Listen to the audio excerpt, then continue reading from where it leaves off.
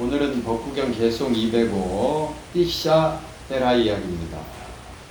부처님이 외살리에 계실 때거든요. 이 외살리는 부처님의 마지막 돌아가시기 전에 일정과 겹치는 데입니다. 돌아가시기 직전에 이 아름다운 외살리를 다시 보지 못하겠구나라는 그런 수레를 부처님이 하시는 걸 볼 수 있죠. 개송 205는 띠샤라는 비구에게 부처님이 하신 말씀인데, 세속을 떠나 고요함의 맛과 완전한 평화인 닛바나를 체험한 사람은 모든 공포와 불안을 벗어났나니, 이렇게 나오거든요. 세속을 떠난다 이런 표현을 참 많이 쓰시는데, 이게 이제 제가자들이 들으면 이 참 좀 곤란한 부분이 있어요. 떠날 용기랄까? 아직 떠날 준비가 안 됐는데 세속을 떠나서 이렇게 해야 된다라는 얘기를 자꾸 하시면 좀 곤란하긴 한데, 이렇게 한번 생각해 보시죠. 부모 자식 간이나 부부 간에도 거리가 너무 가까우면 그 문제가 객관적으로 보이지 않잖아요. 자신의 문제도 자신에게 잘 안 보이죠. 남의 문제는 잘 보이지만 객관적으로. 그래서 사실은 거리를 둔다는 게 되게 의미가 있습니다. 굳이 수행을 하든 안 하든 일상적으로 부딪히는 모든 문제에서도 한 걸음 물러나서 보면 보이거든요. 그 불교의 해인산매라고 있거든요. 바다 해자에 도장인자, 우리가 얘기하는 해인사가 그건데, 바닷물이 잔잔해야 바닷물에 투영된 달이 비춘다. 바닷물이 출렁거리면 거기 달이 비치지를 않죠. 내 마음이 안정이 돼야, 내 마음이 평화로워야 바깥 세상에 있는 그대로 보인다. 그래서 해인산매다 이런 표현을 하는데, 그 물속에 달을 건질 때도 비슷한 비유를 합니다. 물속에 달이 너무 아름다워서 그 달을 꺼내려고 손을 집어넣어 버리니까 물속에 파문이 일게 되죠. 그럼 달이 사라져 버려요. 그 달이 뭐 명예가 됐든 돈이 됐든 부가 됐든 권력이 됐든 사랑이 됐든, 그 손을 꺼내서 달이 어디 갔지 하고 한 발 물러서서 보면 물에 파문이 가라앉으면서 달이 다시 투영이 되겠죠.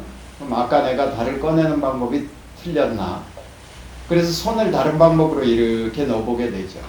그러면 또 파문입니다. 옛날에 저희 스승님이 저보고, 물속에 달을 건지려고 손을 2번 넣어보면 됐지 그걸 평생 그 손을 넣었다 꺼냈다 하고 있다고 말씀을 하시는데, 머리로는 이해가 되는데 살다 보니까 평생 그놈의 달 꺼낸다고 저도 온갖 씨름을 다 했대. 너 때문에 못 꺼내겠다고도 하고. 그 해군사관학교 나온 친구 중에 하나가 별명이 파도였었거든요.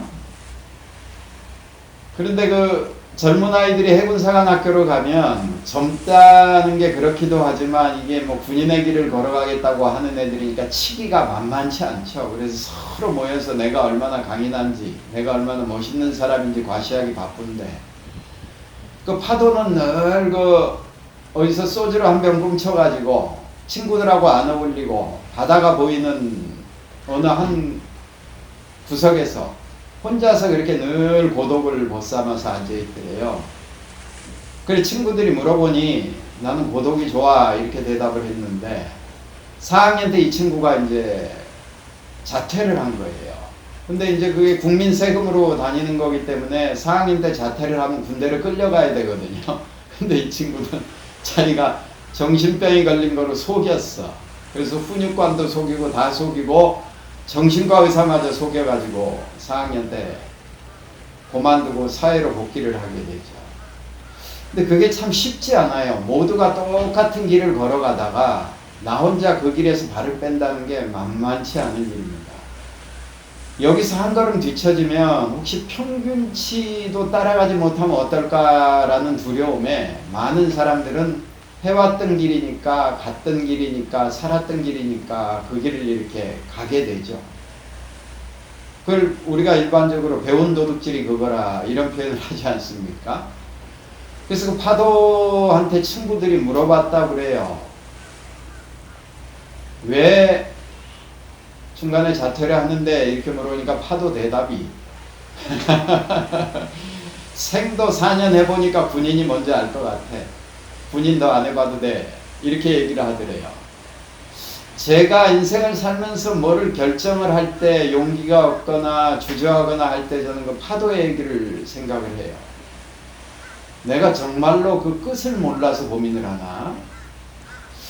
이 길이 정말로 어째서 내가 이 길을 바꾸지 못하지? 아니다 싶을 때 왜 돌아서지 못할까? 저한테는 되게 울림이 있던 얘기였거든요. 생도 4년 해보니까 군인도 안 해봐도 돼. 우리가 어떤 길을 걸어가든 그 길을 내가 정말 최선을 다해서 걸어가면 정말 내가 원하는 인생의 목표가 달성이 된다는 말이에요. 단 한순간이라도 정말로 내가 꿈꾸던 것을 맛볼 수 있다면 어려움을 참고 걸어가지만 걸어온 길이 그 길이기 때문에 어쩔 수 없이 간다. 그럼 좀 곤란하지 않나요? 그래, 부처님이 세속을 떠나라, 이 얘기는 그런 말씀이었던 것 같아요. 세상 속에 살면서 오늘 아침 단톡방에도 제가 글을 올렸는데 우리가 육체를 유지한다는 건 식물이든 동물이든 남의 몸을 뜯어 먹어야 유지가 되지 않습니까? 내가 이긴다는 건 네가 진다는 거겠죠. 세상은 어차피 그런 구조로 구성이 되어 있잖아요. 그러니까 세상 속에 살면서 계속 행복할 수 있는 길은 없다. 그 이기고 지는 게임에서, 갖고 뺏기는 게임에서 발을 빼라. 그래서 부처님은 출가자라는 새로운 집단을 이렇게 형성을 시키시죠. 근데 그게 아니더라도 우리가 일상적으로 살면서 정말로 한 번쯤은 한 발 물러서서 그 문제로부터, 그 사건으로부터, 그 사람으로부터 한 발 물러서서 바라보는 여유는 필요하다. 그래서 그런 것들을 한 번씩 물러서고 바라보고 객관적으로 가게 해주는데 수행이 대단히 유효하다. 이런 겁니다. 자, 한 번 더 읽죠. 계속 205. 세속을 떠나 고요함의 맛과 완전한 평화인 닛바나를 체험한 사람은 모든 공포와 불안으로부터 벗어났나니. 공포스럽죠. 불안합니다. 아닌 척하고 있어도 한켠으로는 늘 그런 것들을 깔고 있죠. 인간은 죽음이나 상실에 대한 공포도 있고요. 실로 자유롭도다. 이들은 기쁜 마음으로 담마의 정수를 마신 사람들. 이게 개성 205입니다. 담마라는 거는 법, 수행 이런 말이고요. 정수는 아주 정이 맑아진 물. 그러니까 불가에서는 흔히 이걸 감노수라고 하죠. 해탈을 맛본 사람은 모든 불행과 공포로부터 벗어나고 그리고 감노수를 마신 것처럼 시원한 삶을 살 수 있다. 이런 얘기입니다. 오늘은 우리가 처한 문제가 어떤 문제든 그 문제로부터 한 발 물러서 보자. 그리고 그 문제로부터 떠나보자. 그런데 그게 좀 쉽지 않으면 수행을 좀 해보자. 수행을 하면 사실은 정말로 좀 쉬게 됩니다. 자, 오늘 여기서 마치겠습니다. 행복하십시오.